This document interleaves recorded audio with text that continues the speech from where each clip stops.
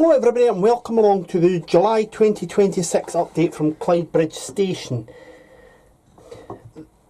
And I hope you all enjoyed yourself at the recent Cooper Model Railway show. I certainly did, and if you've got any videos from the Cooper Model Railway show, why not make one yourself to put on YouTube? People would love to see it. Now in this month's update, the Class 47 in focus as part of the Me 47 celebrations is this one, which you saw at the end of the June update, 47226. So we'll talk about that later on. The track that it's on, I'm hoping to ballast up to the platform ends in this update. That'll be done off camera, however, and we'll have a look at the finished result at the very end of the programme. I've also got more track in platforms 4, 5 and 6 to glue down, hence why at the time of filming I can't do any running shots. The power's got to be off, unfortunately, but we might get a couple of running shots at the end. We'll just see how we go. The other main focus is the start of the work to redo this retail park area here. B&Q, which you can just see here, is going to get rebuilt, and I'm going to put a new unit in here just up to there, and I have a chosen name for the firm that's going to be his name's going to adorn that unit. You'll see what it is later on, but I've randomly chosen it, and I mean that. There'll also be the usual shoutouts near the end of the video. If you haven't already done so, please consider subscribing and ringing the bell icon so you can be notified of when new videos appear on this YouTube channel. There's at least one per calendar month. And if you've got any comments, queries or suggestions about what you're about to see in this month's update, please leave them in the comments box below. Don't forget also please that Clydebridge Station is on Facebook and Instagram, and you're more than welcome to follow on there as well. Please remember, subscribing is free. So that's what we're going to be doing this month. So if you're all ready, all aboard, let's go.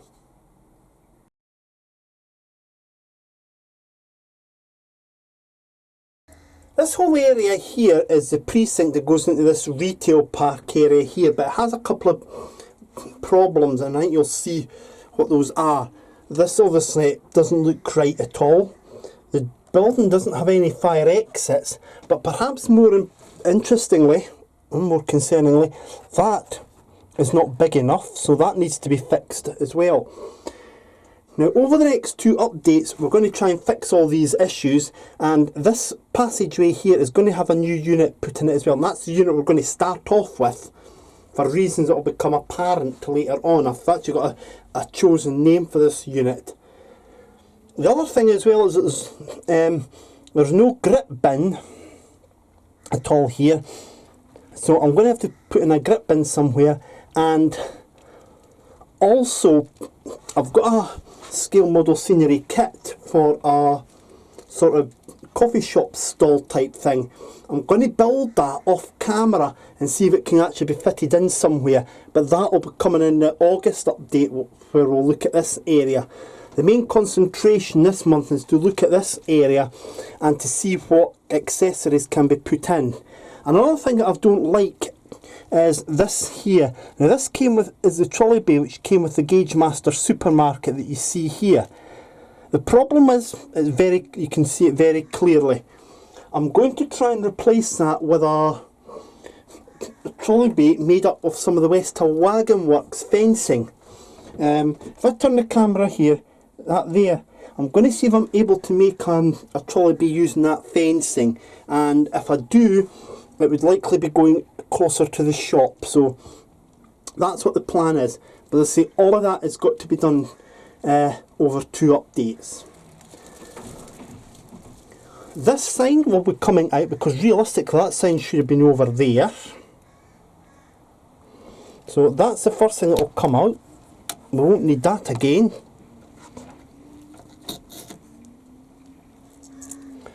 These I'll keep them out as spares. Now these are from, how would you believe it? These are from Scale Model Scenery, and to hell, I'll cut that one off. They're actually from scale model scenery, and they're obviously the posts for the traffic lights. We won't be needing them in this rebuild, but as I say, I'll keep them for speed limit signs or other signs that will be getting put on to the layout in later times.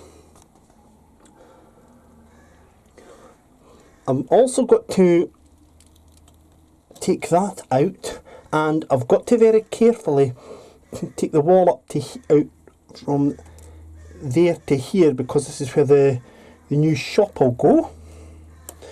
So I'll get that done off camera, and then we'll have a look at the site and I'll tell you what else I'm going to need. This is the main piece that you'll see, the front piece, and this here is the back piece. 8.5 centimetres tall at the front, 9 centimetres tall at the back, 19.5 centimetres long. I've got the names actually printed off, stuck onto 2mm grey board, quite thick grey board, but you'll see that in a little bit. Now, what I've also done here is cut a gap here for the fire exit, and unlike my previous attempts at building where I've got a brick inlay at the bottom, I've not done that here.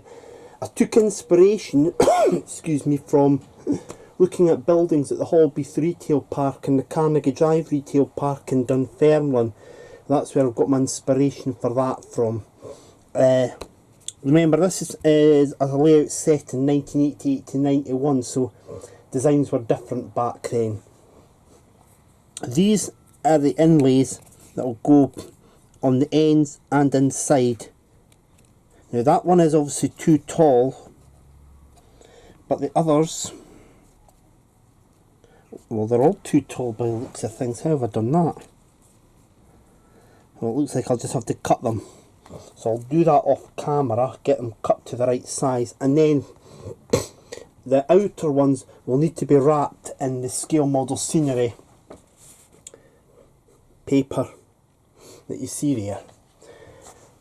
So that's the next step, is to start putting the inserts in at there,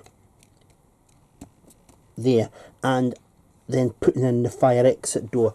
I've sprayed a matte grey finish because, after all, this is the 1980s, this layout set in.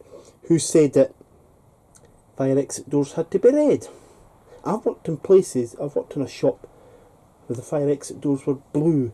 I've seen places where the fire exit door was actually black. So it can differ. This is a project I'll be tackling later, and you can see just how big that is. It comes out a bit too far, but we'll get that sorted. In the meantime, here's the finished article. Well, it's not quite finished. It still needs a burglar alarm cover on it. This bit needs to be sorted, and I see a burglar alarm cover from West Hill Wagon Works will go in there somewhere. Now, I've got to confess, I've still got the last ever BT phone book, the hard copy that was released in the Fife and Kinross area, and I just went through it to look for combinations of names that would sit very well, and Waters and Martin comes to mind. There used to be a furniture chain. They had stores in Glasgow and Edinburgh called Martin and Frost. Now, the one in Glasgow, actually, the back of it looked out onto Glasgow Central Station open air bit, and you could actually see the Martin and Frost sign. Martin and Frost no longer exists. It's just a brand of furniture produced for the Sterling Furniture chain, who are based in Tillicoultry. But Waters and Martin Home Furnishings.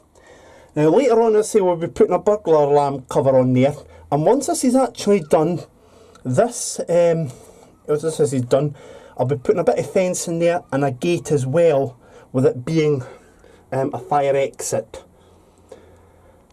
Right, we'll come back to B&Q shortly, but we're going to talk about 47226.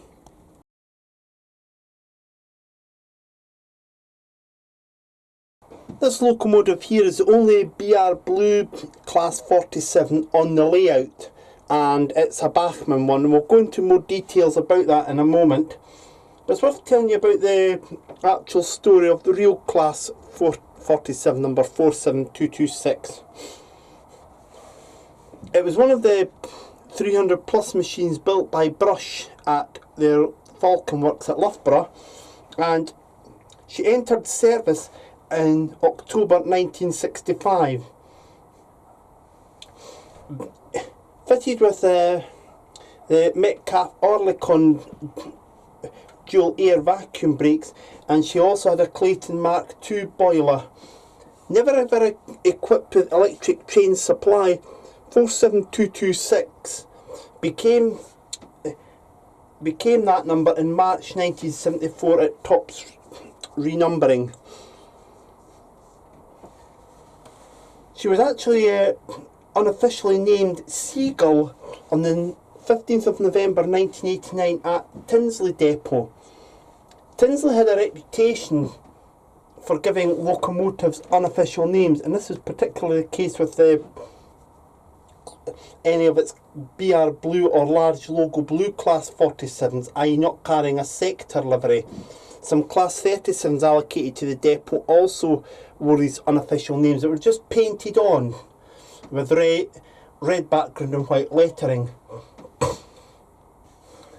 But she would lose that name when in July 1994 she was converted to 47384 and gained a rail freight distribution livery that you actually see on one of my other locomotives, 47375.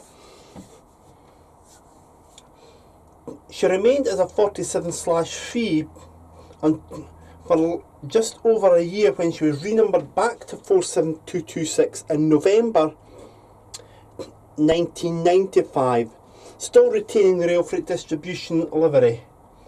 And it was this livery that she wore to the end. Being without electric train supply in the 1980s, passenger duties, as she was diagrammed for rail freight, were quite rare. And the last known working she had was in 1998 on from Bournemouth to Birmingham New Street. She wore her rail freight distribution livery to the end, being cut up by Boothrow Metals at Rotherham in 2008. So she had a lifespan of never a celebrity in any sense. Bachmann have understandably decided to pick an anonymous member of the class 47/0 fleet for their model here, and 47226 wears the livery that was carried by all class 47s at the same time. The only livery that was carried by all surviving class 47s at the same time. Now the BR Blue is in the correct shade with the logo correctly positioned just to the right of the engine room door. The number is in the correct place as well, body side, with the data panel just below, and although not visible on the camera, if I just move the camera a little bit, you can actually just see there the depot allocation sticker as well. Is painted in monstral blue as well, and I suppose you could get away with weathering that if you really wanted to. All my locomotives come either pre-weathered or in pristine condition, but you can get away with giving that a good weathering as well. Notice also in this example here the boiler tanks have been removed. And also, and this is quite an interesting thing here, if I just lift the camera up again, that is where the boiler water port would have been, for the water to go in, and you can see it's been plated over. On some examples of class 47s it was plated over with a circle, with a circular plate. So Bachmann have actually put that one right, similar to what's on 47706 and 47701. New Bachmann tooling, by the way, and this locomotive was purchased from Scooney Hobbies at Kirkcaldy, Now, I have a savings account with Scooney Hobbies, which is why I was able to get this locomotive, because I'd saved up enough money. And I would say to anybody, go and contact your local model shop to see if they're on a savings scheme, and if they do, it would be well worth you joining it, because you save maybe £30–40 every 2 weeks into it, and it builds up very quickly, and you'll soon be able to get a locomotive. Detail, it's all picked out in black, which is correct for the period. And I could get used to the fact that this locomotive does not have white wheel walls. What I'm not so sure I'd be keen to get used to is this little piece of fragile equipment just down here, in between the two tanks there. Lifting the locomotive up, you'll have to be very careful that you don't catch that, because actually you could end up breaking. And as I say, it's not something I'm really keen to get used to. That Bachmann insist on doing on their locomotives, and I'm not so sure this is necessarily correct, is painting these parts grey with the rest of it in blue, but that may well be absolutely accurate. But please get back to me on that one, folks. I'd be very keen to get your views on it.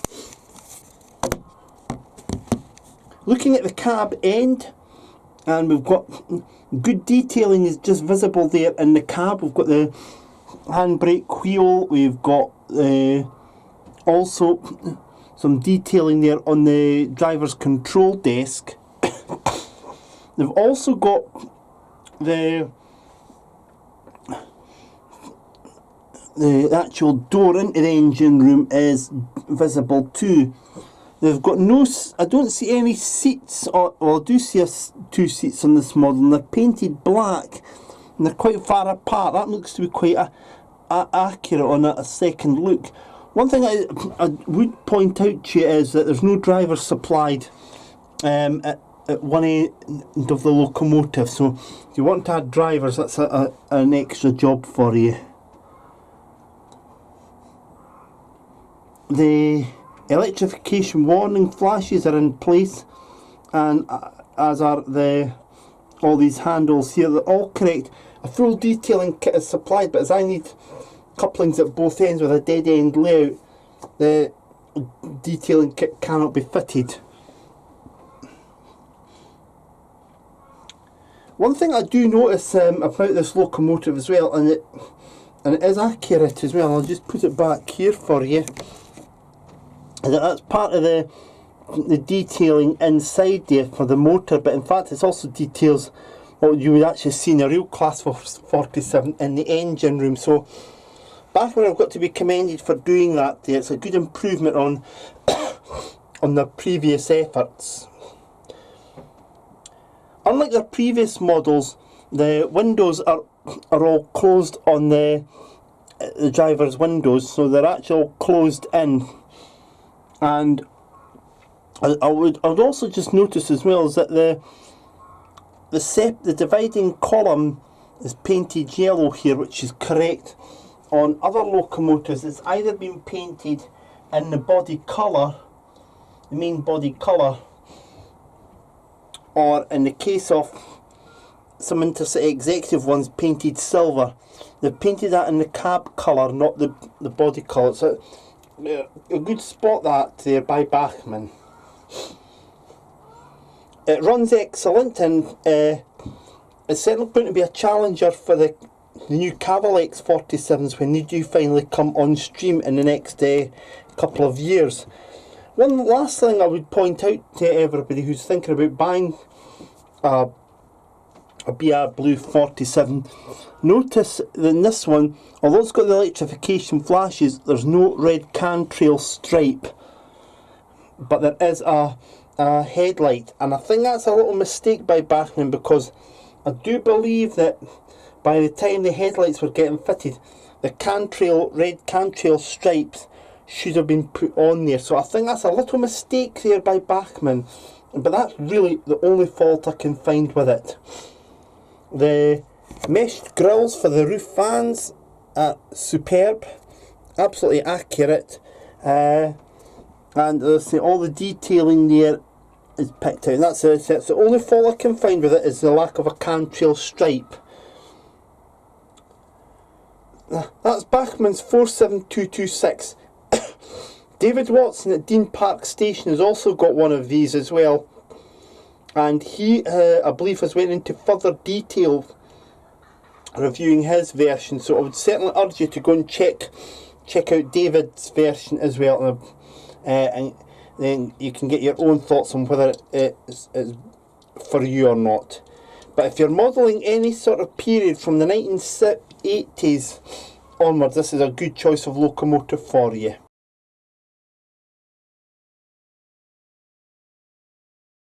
Whilst this branch of B&Q looks okay, there are some issues with it. It's a little bit wider than what it should be, and I made it with a doorway into the garden centre I put on separately, and it doesn't stick right. And obviously too large a gap there. So for this part of the programme, we're going to have to completely rebuild this, make it a bit stronger, and we'll take it away, if I can actually. It may be stuck to that, so I'll need to do that off camera, and make the roof better as well. The other thing that is lacking from this is, of course, a fire exit. So that'll be the next part as well. We'll get a fire exit built in there too. It'll be the same procedure as for the Waters and Martin home furnishing store. This B&Q sign that you see here will get replaced eventually, but not right now. And obviously this B&Q sign here will be kept. I'll peel that off carefully and then apply it to the new B&Q, but I've built the same way as the existing Waters and Martin building. I'll go and start building that, all done off camera, and then I'll explain a few other things to you.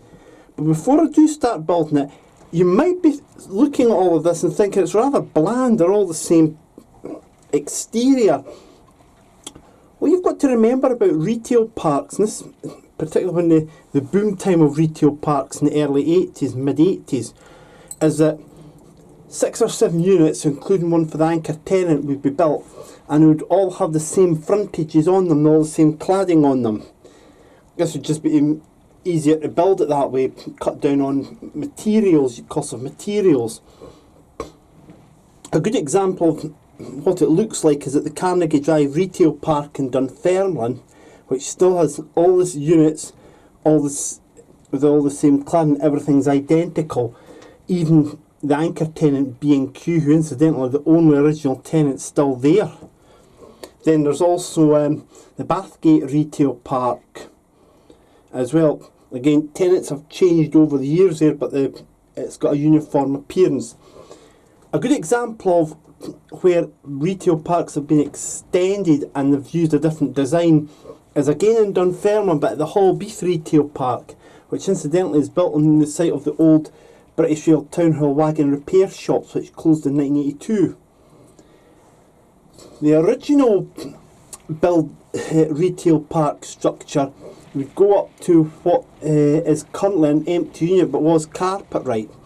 In the 1990s, I think it was 1997, there was a small extension made to that retail park where Curry's moved from the city centre to the retail park, and Focus DIY opened there as well with a external garden centre. And these two units were built to a different design from the existing retail park. Since then, Focus DIY has gone defunct, and its unit has now been split into several units in the garden centre built on, and those new units have all got the same uniform appearance.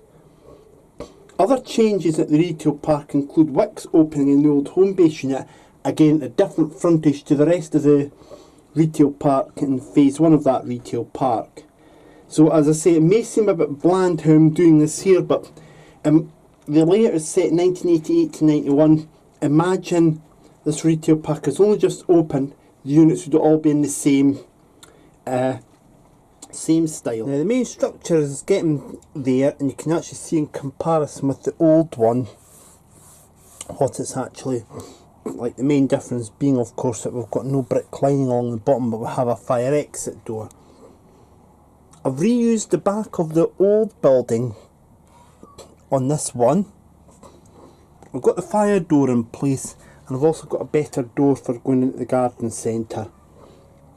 I'm making the roof now, and I don't know how clearly the camera can pick that up, but I've made two little not black marks with a biro pen. There you go, see them now. That should roughly be where the pillar is. The plan being is that it'll be slightly longer than the old roof. That way it'll be tighter to the pillar. And certainly that's what the theory is. And by the way, this still needs a burglar alarm on it, as does the Waters and Martin furniture store as well. But that's where progress is. Hopefully the next time that you see this, it'll be built and back on the retail park area. So that's the new B&Q building in there. Admittedly, I've made it still a bit too big, but look, I'm just going to have to go with it. I've managed to get the roof tighter in, and this is a separate piece which has got a piece of 1mm modelling card underneath, which is glued to the two main roof panels. Moving around here, and you can see the sliding door. It takes customers into the garden centre. I do need to get a couple of people in the garden centre, and that's a job for another day, as is weathering the building. Now, both that and the Waters and Martin building could get a little weathering, but I won't go overboard, and I'll use the weathering pencils that I won from Scale Model Scenery. I'll use an offcut of the corrugated sheeting and practice on that, but as I say, I won't go too much, maybe just a small amount on the top, that's all. Now, these buildings are not quite finished yet, because I've got a couple of finishing touches to add. A little fence along there, and a gate probably about here. It'll be one of the Scale Model Scenery gates, you know, like this. I'm thinking something, see, that's actually a perfect fit in there. Now, that's the old depot gate, depot car park, so I may actually be able to use that instead. Try and maybe reuse that, or use a new one from the new kit I've got. So that's what's still to be done here. Get a fence put in there and the gate there, and I'll put a couple of burglar alarm covers up. A red one here, and I think I don't know, maybe a white one for Waters and Martin.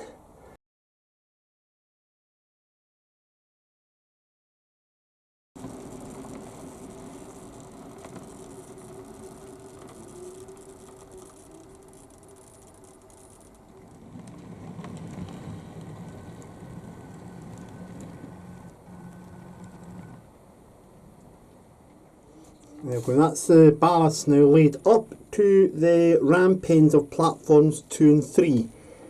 Not everything has gone to plan. A couple of bits, the glue hasn't gone in properly. A couple of bits here, could you maybe a bit of top up a ballast.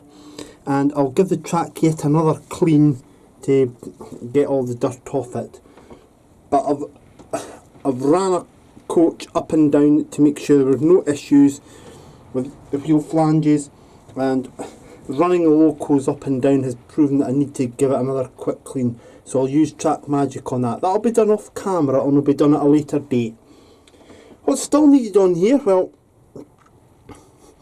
the oil spill kit will need to be applied here where the locomotives sit. The track needs some rubbish put on it, and of course needs the track grime in the middle there to try and, there you go, that's just how it would look, just there. So that's still work that needs to be done, and that'll be for another episode. But it's certainly looking a lot better now, platforms 2 and 3. And only once I've got this track weathered here and littered down will I be able to start installing the signs. Speaking of signs, I've added that one there as well, and that's actually handy for where the push-pull train stops.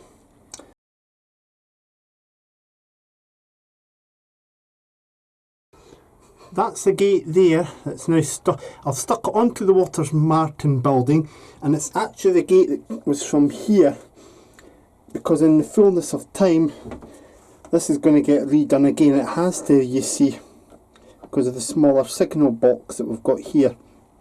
So that'll get done through time. And I've put a bit of fence in there. I might end up removing this piece of walling by the time of the next update. The burglar alarm covers have still to go on because I've actually lost my masking tape. I went and found it and then dropped it in a bucket of water. That's what Frank Spencer done once, and some others do have him when he got a job at the Dole office. They were looking for a spool to send information to Runcorn. He found the spool and let it roll into a bucket of water. So I'm in fine company. Now, more about next month in a couple of minutes, but first, this month's shoutouts. Now to the shoutouts for this month, and the first one I'm going to give a shout out to, you'll find this on YouTube, is Ersdon Model Railway, and it says that he's got two layouts. He's got his 00 gauge one, but it's a shelf layout, and it's an extended version of the classic Inglenook siding shunting puzzle, and he's actually going to be starting work on a much bigger 00 gauge project, modelling the old Oak Common area and the stretch of the GWR main line out of Paddington. And he's also got an O gauge layout, which is a small station in the garage leading out to a long loop around the garden. This led to it being dismantled except for the indoor section, which is now forming part of a new layout, Ersdon, which is located in the attic. So that's Ersdon Model Railway first of all for you. The next one I'm going to give a shout out to, and these are ones I've never actually gave a shout out to before, is Wickham Works Junction. Now there's nothing on his description, but it seems to mainly be he hasn't uploaded for some time either, but it's based in the northeast of England from 1987 to 1992. So that's Wickham Works Junction. As I say, he's not uploaded for some time, but I'm pretty sure that he'd be happy for the subscribers. This next one here is Kieran's Model Railway, and his description is model railways and other stuff. Again, he's not done much for a while, but please give him a check out. And the last one I'm going to give a shout out to, and again, he's not uploaded much for a while, is Farm Boys Railway. Now, he says he started building his own model railway. Along with this, he started making some videos about building different items, general running, and even the odd mini review of new locos or rolling stock. So that's 4 videos to have, 4 channels on YouTube to have a look at. Now, away from that, a couple other people to give a quick shout out to. The first ones are my very good friends Just the Brave, Scottish boy band. They're looking for a new 5th member, so go and check their Instagram out for more details of that. They're on Instagram and Facebook and YouTube, so if you could please give them a check out. Somebody else that I think is worth giving a shout out to on YouTube is a band from the northeast of England called Criminal Holiday. If you're into your heavy rock stuff, this is a band for you, so give them a check out. And my good friend Nick Moores, he used to be a teacher in the northwest of England. He's now took the plunge of buying a pub in the southwest of England, and you'll find that on Instagram, OMG_I_bot_a_pub, and he's put quite a lot of stuff onto his Instagram, so please go and give him a check out if you fancy actually running your own pub, because it's it's pretty good what he's actually done there.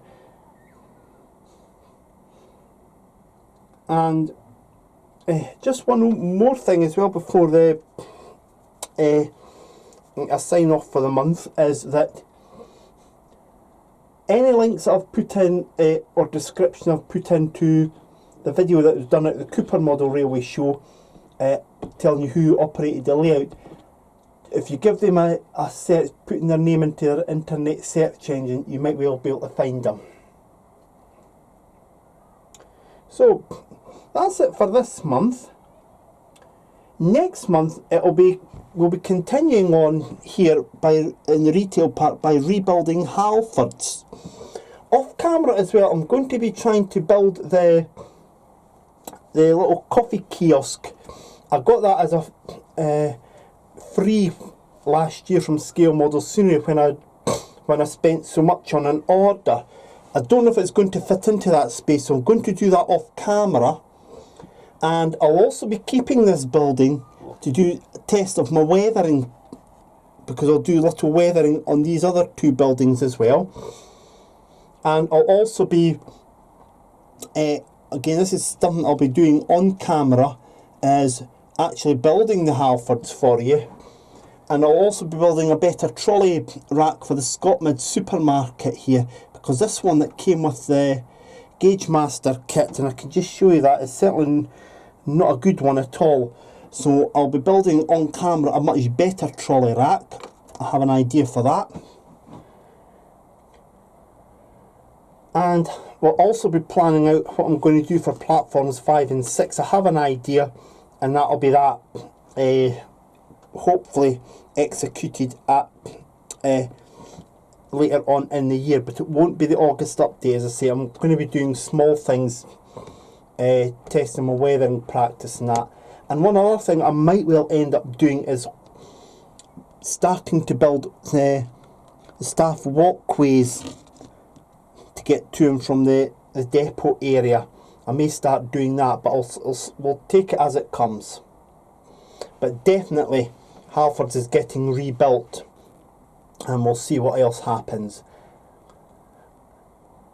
Now, as I said to you already, if you've got any comments, queries, suggestions on what you've actually seen in this month's update, please leave them in the comments box below, and I'll look forward to seeing them. And also a reminder, please, once again, if you haven't already done so, please consider subscribing and ringing the bell icon so you can be notified of when new updates on new videos rather appear on this YouTube channel. There's at least one per calendar month. So that ends this month's update. I look forward to your company for the next update, which will be towards the end of August. In the meantime, please, whatever you're doing, do take care of yourselves, won't you, and enjoy your lives, and we'll see you soon. Cheerio!